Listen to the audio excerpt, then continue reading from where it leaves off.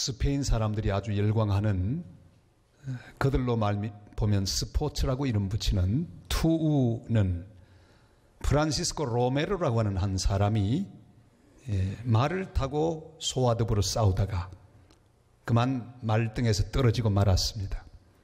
급한 김에 자기 망토를 벗어서 소와드부로 싸웠습니다. 이렇게 하여 시작된 경기가 바로 투입니다. 스페인 론다라고 하는 곳에서 그 출발 경기가 시작이 되었습니다. 무조건 소를 죽이는 경기 같지만 이게 다 절차가 있습니다. 제일 먼저 등장하는 투사는 삐까돌이라고 하는 투사입니다. 콕 찌른다는 뜻이죠. 그래서 이 창으로 소의 목덜미를 찌릅니다. 그러면 이 소의 기세가 꺾입니다. 한참 있다가 두 번째로 등장하는 그런 투사가 있습니다. 반데리제로라고. 소의 어깨와 척추를 찌릅니다. 그래서 죽음의 공포를 느끼게 하지요. 소는 아주 흥분하고 극도로 분노합니다. 자, 그런데 이 즈음에 소는 갑자기 행동을 멈춥니다. 그리고 벽을 향하여 슬금슬금 물러납니다. 그리고 숨을 돌립니다. 마음의 평화가 옵니다. 그리고 소에게 새로운 힘이 생기게 됩니다. 이 장소를 꾀렌시아라고 합니다. 뭐 귀소 본능, 안전한 장소 이런 뜻이겠죠. 소가 여기 있는 동안에는 투사들이 절대 공격하지 않습니다. 왜 그런가 하니 바로 그 안전지대에서 이 소가 힘을 회복하기 때문입니다. 그리고 마음의 평정을 얻게 되면 천하무적이 됩니다. 그래서 그것을 아는 투사는 절대 공격하지 않습니다. 이 투의 마지막으로 등장하는 투사는 바로 소의 생명줄을 끊는 마타돌이라고 하는 사람. 그러니까 죽이는 그런 역할을 맡은 투사입니다. 그의 두 손에는 소의 숨통을 끊어놓을 물레따가 들려 있습니다. 그러나 마타도르는 안전지대에 있는 소를 공격하지 못합니다. 그래서 할 수 있는 일이 뭡니까? 바로 망토를 흔들면서 소를 유인해냅니다. 안전지대를 벗어나게 만듭니다. 그 출렁이는 이 망토를 보면서 소는 흥분합니다. 그리고 공격하기 시작합니다. 막 안전지대를 벗어나서 뛰어가기 시작합니다. 그리고 마타도르는 기다리고 있다가 붉은 깃발이 달린 뮬레따를 그 급소에 꽂습니다. 그리고 그 어마어마한 소는 쓰러지고 죽음을 맞이하게 됩니다. 이 투 속에 영적 전투의 원리가 있습니다. 원수 사탄은 우리를 공격합니다. 콕콕 찌르는 공격을 합니다. 아마 여러분 지난 한 주일 동안에도 사탄이 여러분의 생각을 찌르고 여러분의 감정을 찌르고 다른 사람을 통해서 혹은 가족을 통해서 콕콕 찌르는 삐까돌이 많았던 것을 경험하셨을 것입니다. 기분 나쁘게 합니다. 우리의 약점을 공격하기도 합니다. 그러나 우리는 주님 앞에 있어야 합니다. 피난처에 있어야 합니다. 영적인 안전지대에 우리가 있어야 합니다. 흥분하고 분노해서 안전지대를 벗어나면 마타도르 같은 사탄이 우리를 마음대로 유린할 수 있기 때문입니다. 오늘 하나님의 백성들 모두는 안전지대에 오셨습니다. 여기서 힘을 얻으시기를 바랍니다. 여기서 위로를 받으시기를 바랍니다. 여기서 하나님이 주시는 새로운 용기를 얻는 귀한 자리가 될 수 있기를 바랍니다. 모세는 온갖 종류의 영적 공격에 시달렸습니다. 백성들은 쉴 새 없이 불평하고 원망하고 또한 모든 저주를 쏟아내었습니다. 콕콕 찌르는 삐까돌이 정말 많았습니다. 약점을 쉬지 않고 공격하는 반대리 제도도 많았습니다. 얼마 전에도 자기가 호렙산에서 십계명 받고 있는 동안에 이스라엘 백성들은 금송아지 우상을 만들어 거기 절하고 있었습니다. 그러다가 레위인들을 통해서 3,000명이 죽는 비극적인 사건도 있었습니다. 그러나 모세가 있을 가장 안전한 곳은 바로 여호와 하나님 앞입니다. 그는 오늘 이 불안하고 또한 힘든 시대를 사는 우리 모든 이 땅의 그리스도인들에게 또한 하나님의 백성들에게 귀한 답을 가지고 있습니다. 어떻게 하면 우리가 승리할 수 있을까? 그 답은 바로 진 밖에 있었습니다. 진 밖으로 나가는 것, 그것이 답입니다. 모세는 진 밖으로 나가서 회막을 쳤습니다. 우리 7절 말씀을 같이 읽겠습니다. 모세가 항상 장막을 취하여 진 밖에 쳐서 진과 멀리 떠나게 하고 회막이라 이름하니 여호와를 앙모하는 자는 다 진 바깥 회막으로 나가며. 아멘. 진 안에는 여러 가지가 있습니다. 병사들이 있습니다. 무기들이 있습니다. 수비를 위한 구조물들이 있습니다. 조직이 있습니다. 식량이 있습니다. 진 안에 여러 가지들이 다 준비되어 있습니다. 그러나 여러분, 진 안에는 답이 없습니다. 진 밖으로 나가야 합니다. 아무리 병사가 많아도 소용없습니다. 아무리 무기가 충분해도 소용이 없습니다. 아무리 돈이 많아도 소용없습니다. 그것으로 안전하지 않습니다. 아무리 완벽한 작전이 구상되고 있어도 그것으로 안전할 수 없습니다. 진 밖으로 나가야 합니다. 진 안에 있는 모든 것들과 분리되어야 합니다. 진 밖으로 나가서 오직 여호와 하나님만을 만날 수 있는 곳에 장막을 쳐야 합니다. 그곳이 바로 우리들의 안전지대이기 때문입니다. 여기서 우리가 영적 힘을 공급받을 수 있기 때문입니다. 우린 자꾸만 진 안에 머물기를 좋아합니다. 그래서 우리 주변에 있는 여러 것들을 하나님께서 축복해 주기를 우리는 바라고 있습니다. 내가 관계하는 모든 것들을 강하게 하고 풍성하게 해 주기를 우리는 기도합니다. 그러나 주님은 내가 진 밖으로 나가기를 원하십니다. 우리는 진 안에 자꾸만 나에게 물질을 더 달라 그러고 나에게 건강을 더 달라고 기도하고 또한 주변에 나를 도울 좋은 사람들 많이 붙여달라고 기도합니다. 그러나 주님의 답은 그 모든 것들에서 분리되어 진 밖으로 나가도록 명령하고 있습니다. 그리고 오직 주님 손에 맡기고 하나님 앞에만 서기를 주님은 우리에게 바라고 계십니다. 야곱이 그랬습니다. 야곱은 재산이 많았습니다. 자식이 많았습니다. 처음에 갈 때는 혼자밖에 없었습니다. 아무것도 없었습니다. 그러나 돌아올 때는 몇 대를 거느리는 거부가 되었습니다. 자기 혼자밖에 없었는데 대가족이 되었습니다. 자식이 많았습니다. 그러나 이 모든 것이 다 갖추어져도 그것 때문에 얻은 힘이라면 이건 진짜 힘이 아닙니다. 그래서 그는 야복강가에 홀로 주님 앞에 앉았습니다. 야복강가, 이것은 바로 야곱에게 허락하시는 하나님의 안전지대입니다. 모든 것과 다 끊어진 야곱, 재산과도 분리되고 사람들과도 분리되고 오직 하나님 한 분만 바라보고 있는 그 장소, 하나님 버리면 어쩔 수 없는 장소, 그것이 바로 야곱의 안전지대였습니다. 그것이 바로 야곱의 피난처였습니다. 그날 밤 야곱은 천사와 씨름하면서 그 밤에 가장 강력한 존재로 거듭나게 되었습니다. 진 안에 있는 여러 가지 일 때문에 마음이 흔들리면 안 됩니다. 여러분 인생의 진 안에 많은 것이 있고 나를 돕는 수많은 사람들이 있고 모든 환경과 여건들이 나에게 아주 긍정적으로 펼쳐져 있다고 해도 그것 때문에 마음을 놓지 마시기를 바랍니다. 거기서 우리 힘이 오는 것이 아니기 때문입니다. 진 안의 상태가 불안하고 나에게 등을 돌린 것 같고 나를 돕는 이가 없는 것처럼 여겨져도 그것 때문에 두려워하지 말아야 합니다. 오히려 우리는 진 밖으로 나가야 합니다. 시편 123편 1절로 2절이 이렇게 말씀하죠. 다 같이요. 하늘에 계시는 주여, 내가 눈을 들어 주께 향하나이다.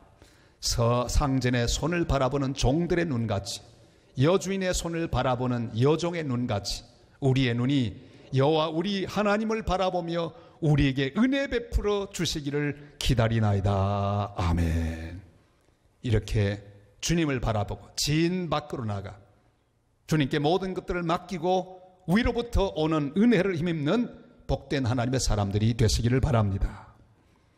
진 밖으로 나왔으면 하나님을 만날 수 있는 장소인 회막 안으로 들어가야 합니다. 회막으로 나가라 말씀하고 있습니다. 우리 8절 9절 말씀을 읽겠습니다. 모세가 회막으로 나갈 때는 백성이 다 일어나 자기 장막문에 서서 모세가 회막에 들어가기까지 바라보며 모세가 회막에 들어갈 때 구름 기둥이 내려 회막문에 서며 여호와께서 모세와 말씀하시니. 아멘. 진 밖으로 나왔으면 회막으로 들어가야 합니다. 모세가 회막 안으로 들어갔을 때 구름 기둥이 거기에 내렸다, 그렇게 기록하고 있습니다. 무슨 뜻일까요? 구름 기둥이 거기에 멈추었다. 그것은 바로 여기 멈추라고 하는 뜻입니다. 모세에게 가장 시급한 일, 그것은 하나님을 만나는 일이기 때문입니다. 출애굽하는 이스라엘 백성들은 하나님의 신호를 보아야 했습니다. 구름 기둥이 장막 위에 머무르면 가고 싶어도 거기 장막을 치고 기다려야 합니다. 그리고 구름 기둥이 떠오르면 아무리 머물고 싶어도 따라가야 합니다. 그런데 하나님께서 구름 기둥으로 신호하시는데 모세가 회막 안으로 들어가자 구름 기둥이 내렸습니다. 바로 하나님께서 그 귀한 교제를 원하셨다고 하는 말씀이 됩니다.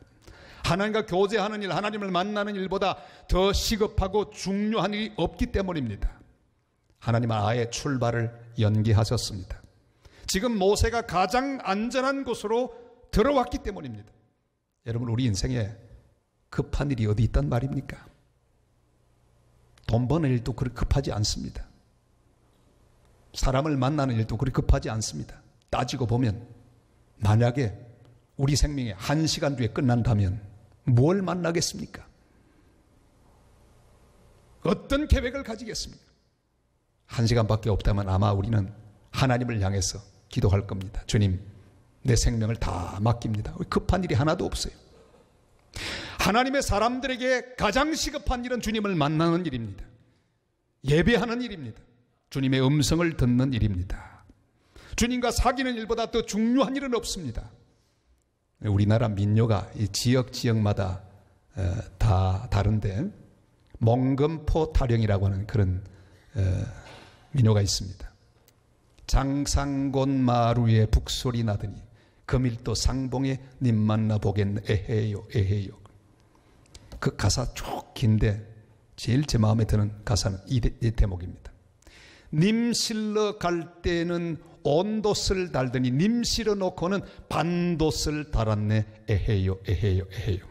얼마나 멋진 가사입니까? 님 실러 갈 때 얼마나 마음이 급합니까? 빨리 갔습니다. 실어 놓고는 급할 게 하나도 없어요. 왜? 가장 사랑하는 사람이 내 옆에 있으니까. 그러니까 돛을 내렸습니다. 천천히 갑니다. 여러분, 우리가 주님을 만날 때 천천히 우리 마음을 다 놓고 주님을 만날 수 있기를 바랍니다. 빨리 할 필요가 없습니다. 설교가 좀 길어진다고 시계를 보지 마시기를 바랍니다. 급할 게 하나도 없어요. 사랑하는 주님과 더불어 만나고 주님의 음성을 우리가 듣고 있지 않겠습니까? 기도하는 일에 반돛을 달아야 합니다. 말씀 읽는 일에 반돛을 달아야 합니다. 기도를 얼마나 빨리 하는지 1분이면 끝나요. 여러분, 반돛을 다시기를 바랍니다. 왜? 사랑하는 주님과 우리가 대화하기 때문입니다. 예배 시간에 반돛을 달아야 합니다. 천천히 주님께 집중하며 주의 말씀을 듣고 깊이 묵상하고 깊이 응답하는 복된 성도들이 되시기를 바랍니다. 시편 91편 1절로 3절이 말씀하죠. 다 같이요.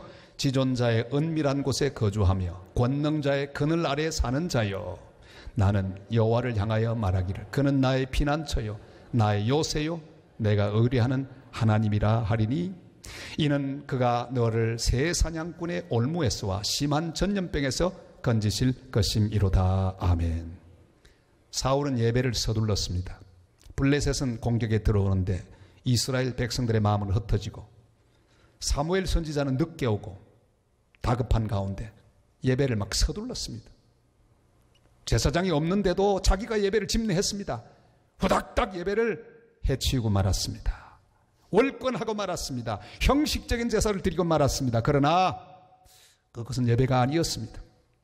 회방으로 들어간다고 해서 다가 아닙니다. 주님이 기뻐하시는 예배를 드려야 합니다. 내가 드러나면 곤란합니다. 주님의 음성을 들어야 합니다. 주님께 집중해야 합니다.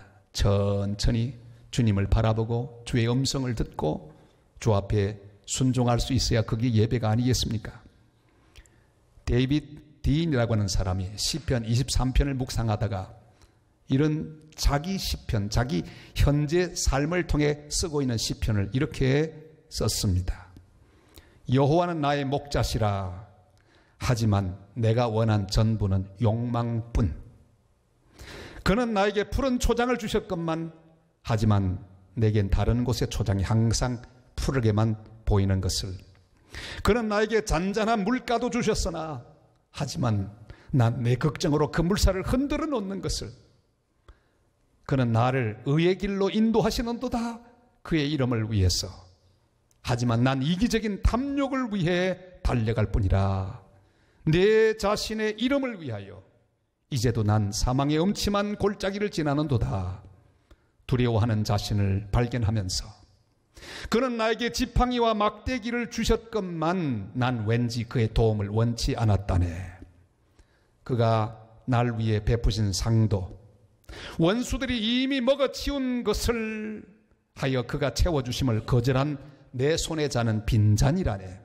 나의 평생의 선하심과 인자하심이 정녕 나를 따른다 하심을 기억하면서도 여호와는 나의 목자시나 하지만 난 원치 않았다네. 나의 길도 그의 지팡이도 그 잔잔한 물가도 하여 난 그의 집에 더 이상 거하지 못하고 내 스스로 만든 자아의 감옥에 거하고 있다네. 주님, 이제라도 날 눕게 하소서. 내 영혼을 소생시키소서. 내가 파놓은 이 함정에 안거하지 않게 하옵소서. 오 주님, 이런 나임에도 불구하고 내 목자가 되소서. 이제야 난 내가 필요로 함이 당신인 줄 아옵나이다. 오 주님, 내 도움이 되어 주옵소서. 우리는 수도 없이 시편 23편 같은 기도를 주님 앞에 드리지만 진실로 주님을 의지하지 못하고 내가 주인되며 잘못된 것을 구할 때가 한두 번이 아니었습니다.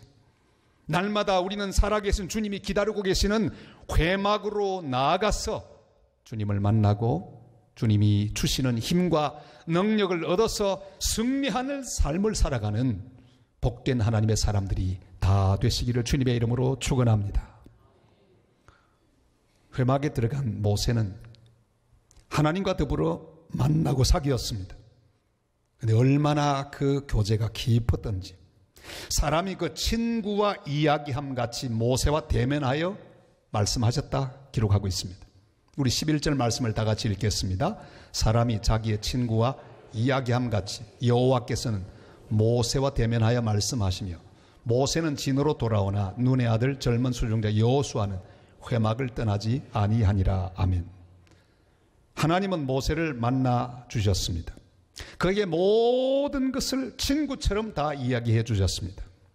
모세도 하나님께 자기 하소연을 친구처럼 다 했습니다. 여러분, 친구를 만나면 얼마나 좋습니까? 친구를 만나서 오랫동안 자기 속에 있는 이야기를 다 털어놓으면 마음이 시원해집니다. 그런 친구가 있었습니까? 제게도 그런 친구가 있습니다. 만나면 밤을 꼴딱 새면서 얘기해도 시간이 언제 가는지 몰라요. 그런 친구 하나만 있어도 얼마나 귀하겠습니까? 모세는 하나님 앞에 친구처럼 털어놓습니다. 백성들이 불평하고 원망하며 속 썩이는 이야기, 금송아지 우상 만들다가 3,000명 죽은 이야기, 억울한 이야기, 원통한 이야기, 앞길이 암담한 이야기, 이 모든 이야기를 하나님 앞에 친구처럼 다 털어냈습니다. 우리는 바로 이런 친구 같은 교제를 회복해야 합니다. 주님을 만나면 가장 가까운 친구를 만나서 털어놓는 것보다 더 귀한, 더 간절하고 더 열린 마음으로 주님께 나의 모든 것을 아뢰어야 합니다. 주님과 친구처럼 대화하며 기도해야 합니다. 주님은 우리에게 이렇게 말씀하셨습니다. 우리 요한복음 15장 15절 말씀 다 같이 읽습니다. 이제부터는 너희를 종이라 하지 아니하리니 종은 주인이 하는 것을 알지 못함이라. 너희를 친구라 하였노니 내가 내 아버지께 들은 것을 다 너희에게 알게 하였음이라. 아멘. 여러분, 친구가 많으십니까? 주님 우리를 보고 친구하자 말씀하십니다. 요즘 아이들 쓰는 말로 고치면 친구 먹자 그래요. 여러분, 친구가 되시기를 바랍니다. 객지 친구는 한 4살까지는 친구할 수 있습니다. 한 1살, 2살 적다고 그걸 뭐 동생으로 생각하지 마시고 친구로 여기십시오. 제게도 나이가 1살밖에 안 적은데 보고 꼭 형이라고 부르는 사람이 있습니다.